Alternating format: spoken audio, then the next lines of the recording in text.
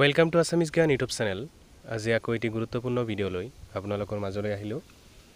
তো আজিৰ ভিডিঅ'টিত আলোচনা কৰিম LPUP শিক্ষক নিযুক্তি যি প্ৰক্ৰিয়া চলি আছে তাৰ একেবাৰে অন্তিম পৰ্যায়ত আহি কিছু বিতৰ্ক হোৱাৰ বাবেই মেৰিট লিষ্ট পাব্লিছ নহ'ল। তো আপোনালোকে সকলোৱে জ্ঞাত আৰু কোড অফ কণ্ডাক্ট লাগিবলৈ বেছি দেৰিও নাই।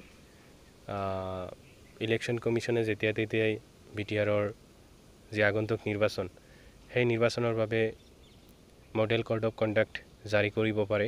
এটা বিতৰ্কৰ কাৰণেই একেবাৰে শেষৰ পৰ্যায়ত আহি মেৰিট লিষ্টৰ কাৰণে সকলোৱে হাহাকাৰ কৰিব লগা হৈছে। ইয়াতকৈ দুখৰ বিষয় মই ভাবোঁ একোৱেই হ'ব নোৱাৰে।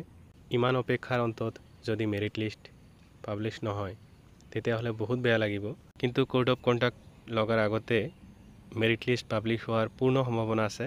তো আপোনালোকে অলপ দুদিনমান আৰু ধৈৰ্য ধৰকচোন। আপোনালোকে চাগে সকলোৱে এইটো ন'টিছ পাইছে য'ত লিখাই আছে শনিবাৰ আৰু অহা সোমবাৰ যদিও বন্ধ আছিলে তাৰপিছতো BTRৰ সকলো ধৰণৰ কাৰ্যালয় খোলা ৰাখিব দিছে আৰু যিখিনি পেইণ্টিং কাম আছে সেই পেইণ্টিং কামখিনি কৰাৰ বাবে নিৰ্দেশ দিয়া হৈছে। আৰু এই পেইণ্টিং কামখিনিৰ ভিতৰত আমাৰ BTRৰ যি LPUP শিক্ষক নিযুক্তিৰ কাম আৰু বাকী কিছু এপইণ্টমেণ্ট বাকী আছে আৰু সেইখিনি পেইণ্টিং কামখিনিও কৰাৰ বাবে নিৰ্দেশ দিয়া হৈছে। তো সকলোৰে মনৰ আশা পূৰণ হওক। ফলাফল যি হওক, চাকৰি পাওক নাপাওক, কমচে কম মেৰিট লিষ্ট দিলে সকলোৱে অলপ হ'লেও শান্তি পালে হয়। কাৰণ ইমান অপেক্ষাৰ পিছত যদি মেৰিট লিষ্ট পাব্লিছ নকৰে তেতিয়াহ'লে বহুত বেয়া লাগিব সঁচাই।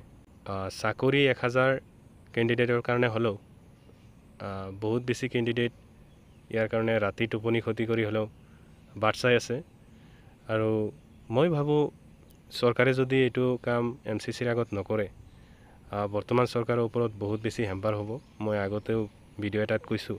তো আপোনালোকে পাৰিলে ভিডিঅ'টি শ্বেয়াৰ কৰিব যাতে চৰকাৰী কোনো মানুহৰ কাণত কথাখিনি সোমায় যে এপইণ্টমেণ্ট নিদিলে বা মেৰিট লিষ্ট নিদিলে আপোনালোকৰ ইলেকশ্যনত ভালেখিনি প্ৰভাৱ পৰিব। তো পৰিবই এইটো, যিহেতু ইম'শ্যনৰ লগত খেলা কৰাটো কোনোৱে পচন্দ নকৰে।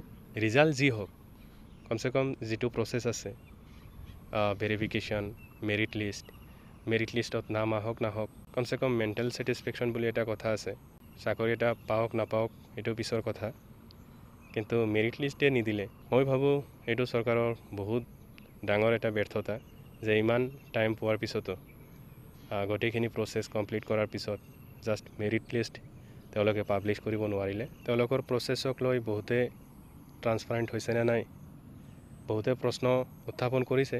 মই সেইটো বিষয় লৈ আজিৰ ভিডিঅ'ত একোৱেই নকওঁ। তো মই এইটো কথা ক'বই লাগিব যে ইমানখিনি টাইম পোৱাৰ পিছতো টানি আপোনালোকে একেবাৰে অন্তিম পৰ্যায়লৈকে লৈ আহিল আৰু 2-1 সময় হাতত ৰাখি আপোনালোকে কামখিনি কৰি আছে। এইটো বহুত বেয়া কথা হৈছে। তো এতিয়াও চেষ্টা কৰক, যিহেতু 2-1 টাইম এতিয়াও আছে। আপোনালোকৰ মেৰিট লিষ্ট দিয়া আৰু এপইণ্টমেণ্ট দিয়াততো বেছি টাইম নালাগে, মেক্সিমাম 2 দিনহে লাগে। আজি মেৰিট লিষ্ট দিলে কালি আপোনালোকৰ এপইণ্টমেণ্ট হৈ যায়। তো আপোনালোকে ইচ্ছা কৰিলে পাৰিব। আৰু মোৰ ভিউৱাৰ্ছ ছাবস্ক্ৰাইবাৰ যিসকলে ভিডিঅ'টি চাই আছে অনুগ্ৰহ কৰি শ্বেয়াৰ কৰিব, যিহেতু সময় কম আৰু ভিডিঅ'টিত মই আজি এইখিনি কথাই কোৱাৰ কাৰণে আহিছিলোঁ। ভিডিঅ'টি ভাল পালে ছাবস্ক্ৰাইব কৰি ৰাখিব যিসকলে ছাবস্ক্ৰাইব কৰা নাই, আৰু শ্বেয়াৰ কৰি দিব। ভিডিঅ'টি চোৱাৰ বাবে বহুত বহুত ধন্যবাদ।